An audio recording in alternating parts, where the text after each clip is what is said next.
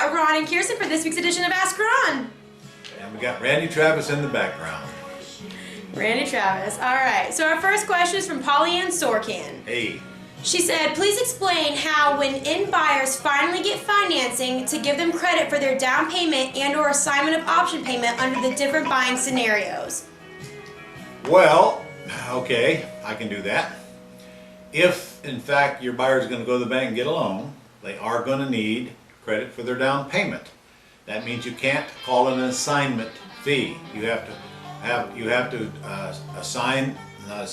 to create a new lease option agreement from the buyer to your entity and showing the down payment on there. So what we do is when we get a contract from the seller for say $200,000 because we're taking over debt and then we want to, normally we would assign it, instead we would create another one for $210 showing the $10,000 down payment, and so the lease from them to us would show $210, the lease from us to the seller would show $200.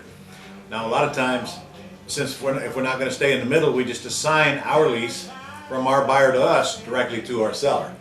And I know that you'll probably have to listen to that a couple of times to get it, but that's what we do. And then the seller satisfies their existing lease. So the buyer does have to have a lease option agreement showing the down payment, or they will not get credit for it when they get a loan.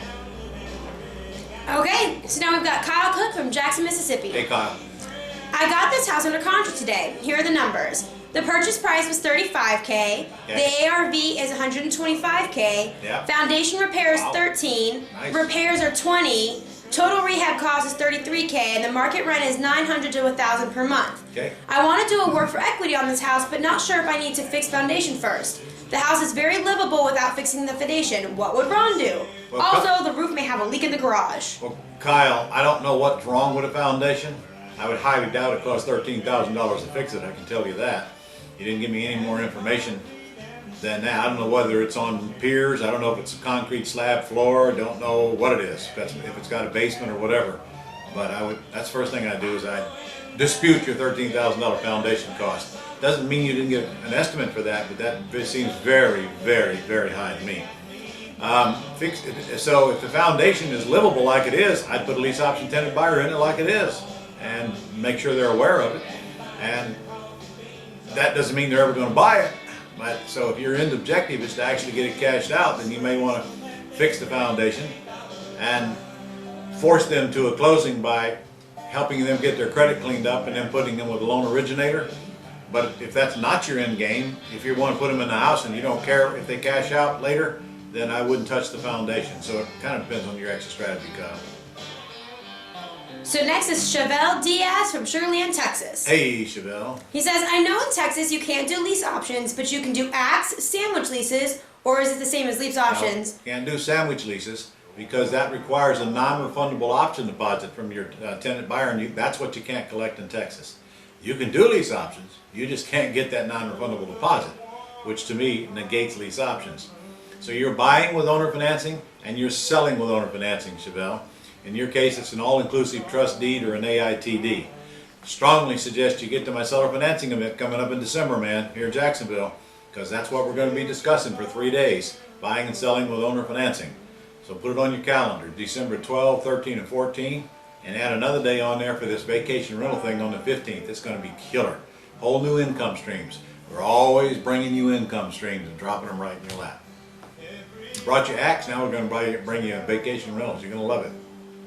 Okay? Well, speaking of seller financing, I've got Mark Vester from Hereford, Arizona. Hey, Mark. He says, how are we going to continue using seller financing with the new proposed rules taking effect January 10th, limiting us to one transaction for a 12-month period using seller financing unless we have a loan originating license? All right. First of all, that is totally incorrect. That is not the case. I guess we're just all going to have to quit. I don't know what else to do. We're just going to have to quit or not. The laws coming into effect in January are not going to stop us from doing anything, and they're not going to stop you from selling more than one house a year, despite the gossip you hear. So we're going to cover all of those in December. Get to the seller financing event. If you can't get there live, get there online. We're going to be simulcasting it. I'll have an attorney there. He'll go over every one of those laws, plus the private lending laws. You guys don't know it, but there's some changes in our private lending laws coming up here. In this Jobs Act that was created a couple of years ago. It's in effect now, but we have to know what we're doing so we can stay legal.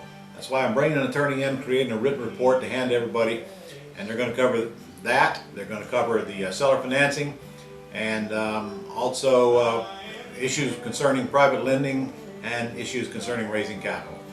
All the same event. And there's nothing, we're still going to continue doing seller financing, don't worry, but we do have to comply with the laws that are changing in January. Okay. Last question is from Patrick Smith in Killeen, Texas. Hey Patrick, we've got a lot of Texans on the line here today, We do have a lot of Texas, don't we? Will Axe deals work with a 10-year lease option work within a highly transient community such as military towns? My inclination is that it won't, since most of those families are only in the area for 2 to 3 years. Is there a way to modify the Axe deal to fit this type of community, or is it better to pursue wholesaling if I'm looking to generate quick cash? All right, well, I just covered that actually. If you're in Texas, you're not going to do lease options anyway. So there ain't no 10-year lease.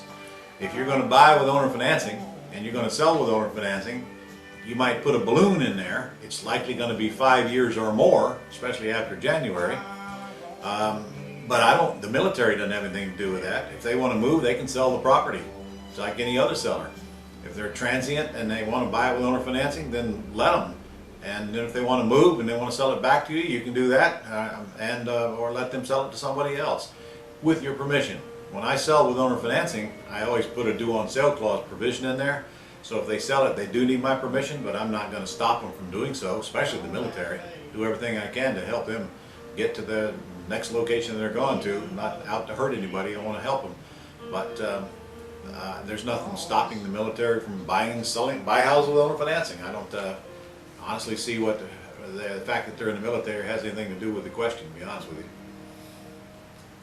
And yes, you still should do wholesale deals and all the other kinds of deals. What it amounts to is you get sellers to call you at houses, or you call them, you find out what's on their mind and ask the questions in the middle of the sheet, and that'll guide you with where to go with those kinds of deals. Wholesaling deals, mostly from banks, but there's still a ton of them out there. Just remember, no lease options in Texas. All right? All right, that's it for this week. Okay, see you guys next week.